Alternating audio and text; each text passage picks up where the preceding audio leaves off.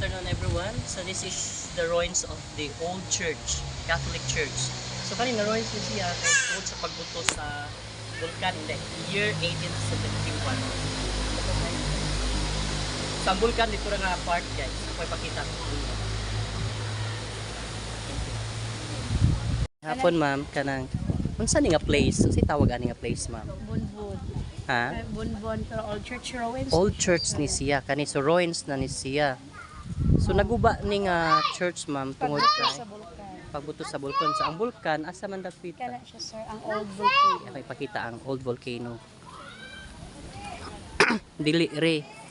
So kani ang old volcano nibuto niya siya 1871. Okay, so mo siya ang old church. Old church na siya. 1871. Adako gudi ay.